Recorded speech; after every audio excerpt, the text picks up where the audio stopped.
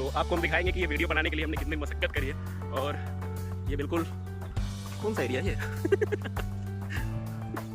तो हम लोग को ट्राइपॉड बनाना है और ट्राइपॉड के लिए हम लोग देख रहे हैं कोई मटेरियल मिल जाए शायद जिससे हम अपना वीडियो बना सकें। और मुझे लग रहा है कि हमारे बैठने के लिए भी व्यवस्था करनी है, तो ये पत्ते ठीक रहेंगे, ये पत्ते ठीक रहेंगे, इस पर हम बैठ सकते हैं। और ट्राइपॉड के लिए यहाँ से जो हमें दिख रहा है ना, ये इसे किसी को तोड़ के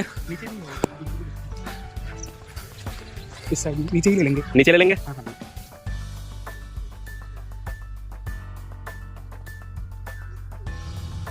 वीडियो ही बनाई है पूरा बैठे हुए।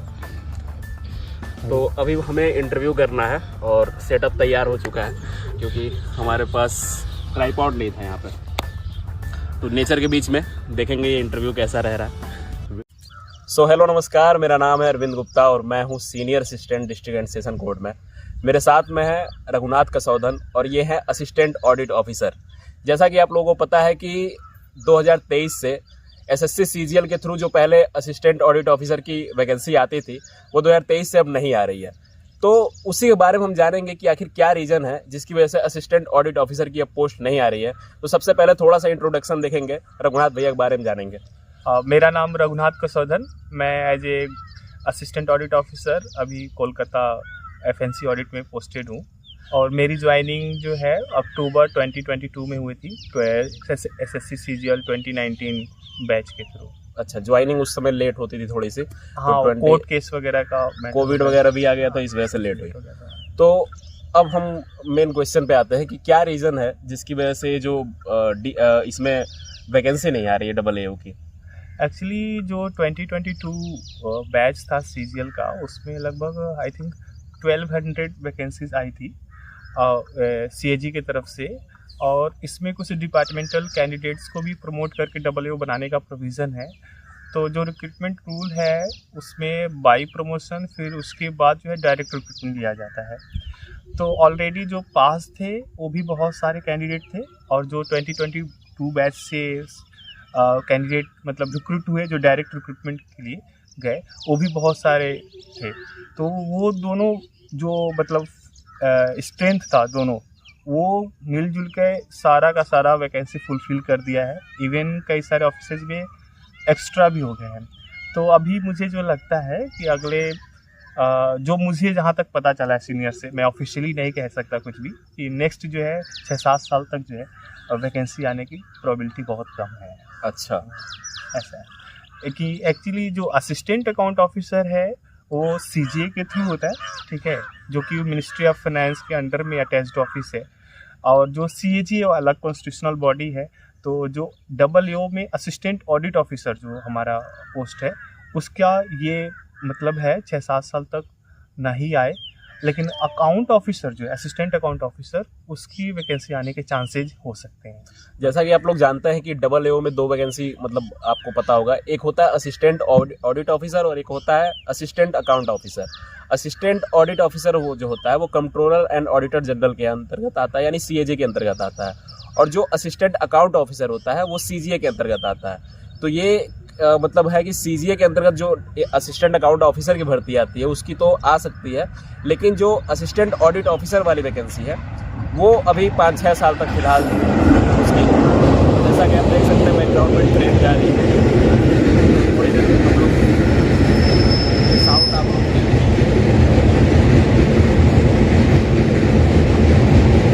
सही रहा।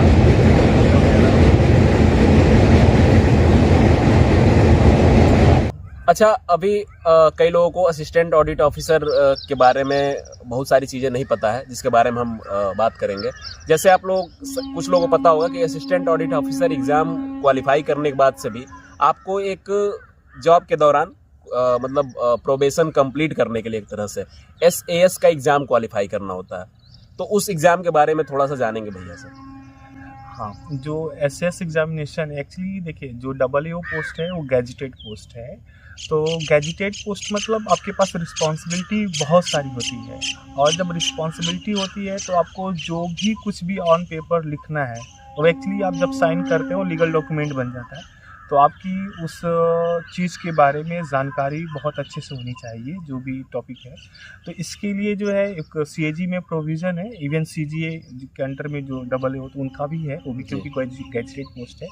सबऑर्डिनेट ऑडिट सर्विस एग्जामिनेशन होता है, जिसे हम SAS एग्ज़ाम बोलते हैं, एग्जामिनेशन बोलते हैं। उसमें जो जितने भी डिफरेंट विंग हैं CAG के अंडर में, अभी हम उससे बात करेंगे कि CAG कौन कौन से डिफरेंट विंग है। उसमें सभी लोगों को जो है 9 पेपर जो है क्लियर करने होते हैं। डिपार्टमेंट में एंट्री करने के बाद विद इन प्रोबेशन पीरियड जो है, जो 2 साल का प्रोबेशन पीरियड होता है, उसमें 9 पेपर जो है आपको क्लियर करने होते हैं, जिसमें शुरू के 5 पेपर जो है, जिसे हम PC 1 to 5 बोलते हैं, PC पेपर कोड 1 to 5 वो जनरली कॉमन होता है। बाकी जो 4 पेपर होते हैं वो आपका डिपार्टमेंट के, जो भी डिपार्टमेंट का आप ऑडिट करते हैं उसके स्पेशलाइजेशन के बेसिस पर होता है। इवन PC 14 एक का है, वो भी कॉमन ही होता है। तो वहाँ पे 3 पेपर जो है वो आपका डिपार्टमेंट के स्पेशलाइजेशन के बेसिस पर सिलेबस है सारा, उसके बेसिस पर देना होता है। ठीक है, तो काफ़ी थोड़ा सा लेंदी और टफ एग्जामिनेशन है, लेकिन फिर भी जो है पास हो जाते हैं सभी लोग, मेहनत करते हैं सभी लोग, एक अटेम्प्ट में 2 अटेम्प्ट में। और ऐसा भी मेरे सुनने में आया है कि अगर आप SAS एग्ज़ाम नहीं पास कर पाते हो तो आपको वापस से जो है डिमोट कर दिया जाएगा और अब ऑडिटर की पोस्ट के लिए आपको वो कर दिया जाएगा। ऐसा देखिए, ऐसा मतलब CAG में बहुत सारे विंग हैं, और जो हमारा अपॉइंटमेंट ऑर्डर है उसमें मेंशन रहता ही है, ये चीज़ मेंशन होता है कि जो है आपको डिमोट किया जा सकता है या टर्मिनेट। डिमोशन का तो है ही नहीं, टर्मिनेशन का है। अच्छा, टर्मिनेशन का ही है, लेकिन वो डिपेंड करता है जो हमारा अपॉइंटिंग अथॉरिटी है, जो कॉम्पिटेंट अथॉरिटी है, वो आपके साथ कैसा बिहेव करता है। आपको मौका दिया जाता है, कुछ विंग में मौका दिया जाता है, कुछ में नहीं दिया जाता है। पहले एक आध बार जो है हुआ है, जैसा हमने सीनियर से सुना है कि उनको डिमोट किया गया है। कुछ विंग में ऐसा सुना कि टर्मिनेट कर दिया गया है, तो थोड़ा रिस्की रहता है। इसलिए जब भी डिपार्टमेंट में घुसे तो आप सबसे ज़्यादा फोकस SS पे रखें, ताकि वो आपके लिए दिक्कत ना आए आगे चल के।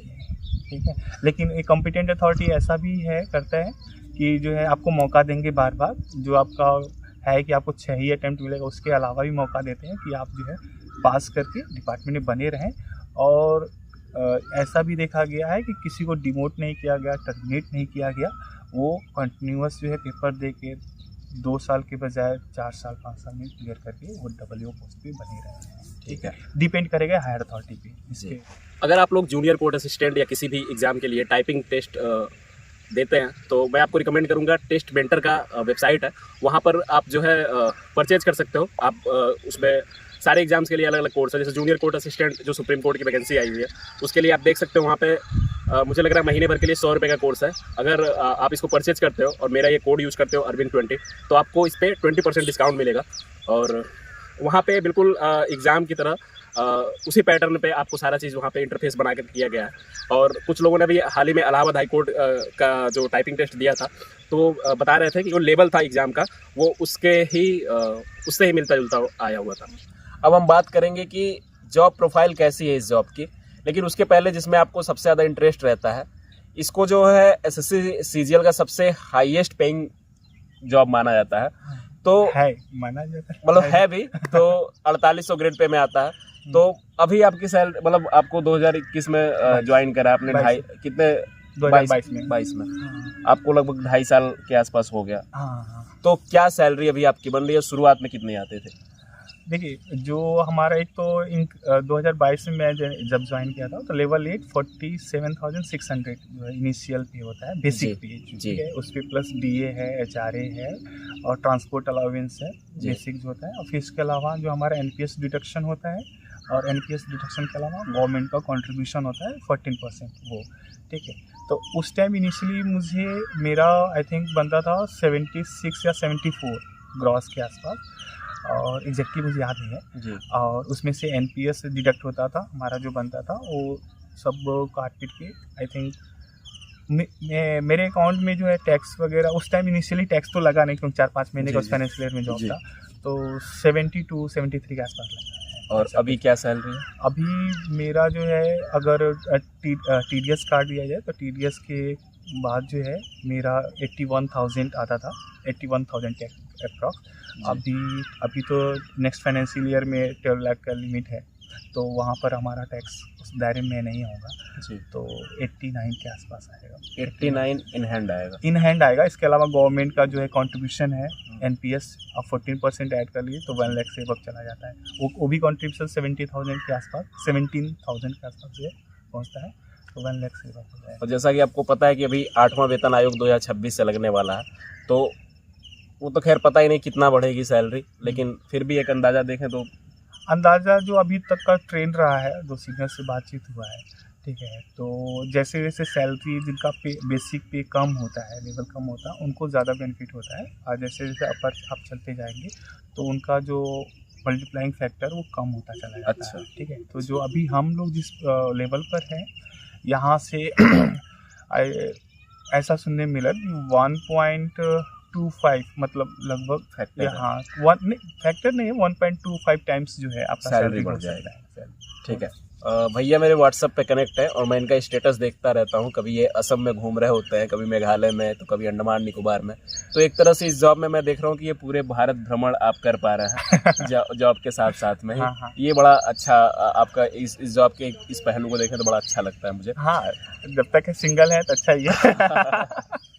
अच्छा, एक चीज़ और जो है, जो आपने बड़ा कॉमन वर्ड ये सुन रखा है कि ऑडिटिंग करने गया था, ऑडिटर हैं या ऑडिट ऑफिसर हैं, तो मैं चाहूँगा कि जो ऑडिटिंग शब्द है इसको आप बिल्कुल देसी लैंग्वेज में बता पाएँ, जिससे आम लोग भी समझ पाएँ कि ऑडिटिंग मतलब होता क्या है। हाँ, सबसे पहले तो मैं जब किसी को बोलता हूँ कि मैं ऑडिट डिपार्टमेंट में हूँ, तो सबसे पहला सवाल यही सबके जहन में आता है कि ऑडिट एक्चुअली है क्या। ठीक है, देखिए ऑडिट जो है बेसिकली आपको जो भी गवर्नमेंट के रूल रेगुलेशंस हैं, लॉज हैं, उसके बेसिस पे चेक करना है कि जो भी वर्क हुआ है गवर्नमेंट डिपार्टमेंट में वो सही तरीके से हुआ है या नहीं है। ठीक है, इसके लिए हमारे पास बहुत सारे टूल्स हैं, क्राइटेरिया हैं, उस पर हम लोग पहले रिसर्च करते हैं, उसके बेसिस पे जाते हैं कि वहाँ पर हमें क्या क्या देखना है, ठीक है, और किस एंगल से देखना है, ताकि हम उसकी जो गलतियाँ हैं उसको फाइंड आउट करें। बेसिकली ऑडिट चेक करने का मतलब ऐसा लगता है कि केवल गलती ही ढूंढना है, लेकिन ऑडिट का पर्पस जो हमारा मोटिव है केवल यही नहीं है कि गलती ढूंढना है। इसके वजह से जो है उस डिपार्टमेंट का या उस ऑफिस का इम्प्रूवमेंट भी होता है। कई बार वो सीखते भी हैं, अच्छा, क्योंकि सारी चीज़ें पता नहीं होता है सभी को रूल रेगुलेशन, तो ये जब नई चीज़ें मिलती हैं तो वो भी सीखते हैं कि अच्छा ऐसा हो गया है, रूल रेगुलेशन जो है ऐसा चेंज हो गया है, ठीक है, तो आगे फिर वो करेक्ट करके चीज़ों को सही तरीके से करते हैं आगे। ठीक है, फिर इस तरह, और इसके अलावा अगर वो नहीं कुछ कर पाते हैं तो ऑब्जर्वेशन रेज होता है, वो प्रोसीजर चलता रहता है, नीचे से ऊपर तक जो है वो प्रोसीड होता है, फिर फाइनली न्यूज़पेपर वगैरह में आता है। जैसे क्या होता है कि सरकार अपने पैसे लगाती है, जैसे कहीं बिल्डिंग बना, कोई सरकारी बिल्डिंग बना, या किसी को सैलरी देना है, तो वो जो पैसा दिया गया वो सही तरीके से बटा या नहीं, उसी चीज़ की आप एक तरह से उसको चेक करते हैं, आप वेरीफाई करते हैं। हाँ, इसके अलावा जो है ऑडिट में आप देखेंगे तो केवल जनरली दिखता है कि फाइनेंशियल लॉस, फाइनेंशियल चीज़ें ही दिख रहा है आपको। जब भी आप देखेंगे ऑडिट रिपोर्ट वगैरह आता है मतलब न्यूज़पेपर में, तो आप बोलेगा इतने करोड़ उतने करोड़। इसके अलावा हम लोग जो है उनके पॉलिसी मैटर, उनके इफ़ेक्टिवनेस, उनके एफिशिएंसी पर भी हम लोग उस पर ऑब्जर्वेशन रेज करते हैं कि जो भी आपने स्कीम वगैरह लॉन्च किया उसका इम्प्लीमेंटेशन कैसा रहा, ठीक है, उसका इफेक्टिवनेस कितना रहा, ये सारे भी मैटर हम लोग देखते हैं वहाँ पे। ठीक है, हमारे ऑडिट में भी कई सारे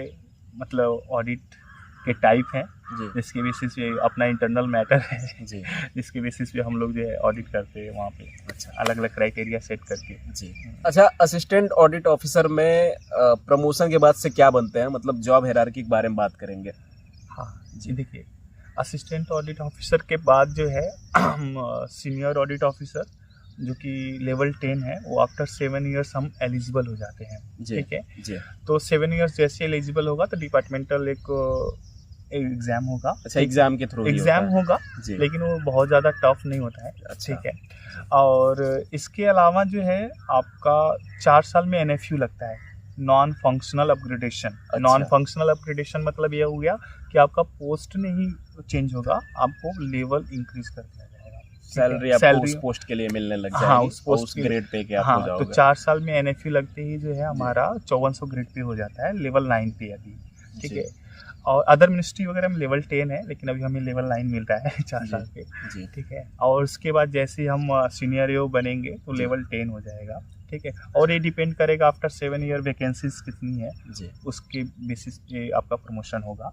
और उसके बाद जैसे आप सीनियर ईओ हो जाते हैं 5 साल के बाद जो जी है आपका नॉमिनेशन जाता है डायरेक्टर पोस्ट के लिए, डिप्टी डायरेक्टर पोस्ट के लिए। जी ठीक है, वहाँ आप एक बार डिप्टी डायरेक्टर पोस्ट मतलब जी IANS कैडर में, ठीक है, Indian audit and account services, ठीक है, जो यूपीएससी से डायरेक्ट आते हैं, जी उस कैडर में आपको इंडक्ट कर दिया जाएगा। आफ्टर 5 ईयर नॉमिनेशन जाएगा, वो भी फिर डिपेंड करेगा कि वैकेंसी या DPC होता है, डिपार्टमेंटल प्रमोशन कमेटी, जो कि यूपीएससी करता है। अच्छा। उस पोस्ट के लिए, अच्छा। इवन सीनियर ईओ के लिए भी करता है। ग्रुप ए पोस्ट जितने भी उसके लिए DPC यूपीएससी करता है। ठीक है, वहाँ से कितने टाइम में वो हमारा DPC क्लियर होता है जी। और वैकेंसी कितना, उस बेसिस पे जो है हमारा प्रमोशन होता है आगे। तो आई होप आप लोगों को बहुत सारी चीज़ें नई पता चली होंगी, और मुझे लगता है कि इस वीडियो में इतना कुछ ठीक है। बाकी हाँ, आपसे और भी फिर कुछ अगर क्वेरी वगैरह हो तो हाँ, आप आप हमको कमेंट कर सकते हैं, कमेंट कर दीजिए, या आप मुझे या फिर- इंस्टाग्राम पे भी मैसेज कर सकते हैं। हाँ, मैं उसके भैया का बाद भी जो भी आपके कॉन्टेक्ट्स मतलब इंस्टा पे आप हैं। इंस्टा पे मैं सोशल मीडिया ज़्यादा यूज नहीं करता हूँ, मैं पर्सनल व्हाट्सअप नंबर ही है। जी। ठीक है, तो आप जो भी है अरविंद को ही भेजिए। ठीक है, और मैं उनको सॉर्ट आउट करने की कोशिश करूँगा जो भी है। तो thank you for watching this video, और आपको ये हमारा सेटअप कैसा लगा इस पे भी कमेंट करें। और हाँ बिल्कुल, इसके बारे में भी आप कमेंट करिए। 3-4 दिनों से काफ़ी मेहनत हो रही थी जी। कि कहाँ पे शूट करना है, कहाँ से कहाँ पे शूट एक्चुअली हम लोग होली की छुट्टी में अपने घर आए हुए हैं, और कोई मैं ना ही अपना वो माइक लाया था, ना ही ट्राइपॉड लाया था, तो अभी ये देसी जुगाड़ हमने किया है। तो थैंक यू, थैंक यू, मिलते हैं फिर नेक्स्ट वीडियो में। Bye bye. बाय।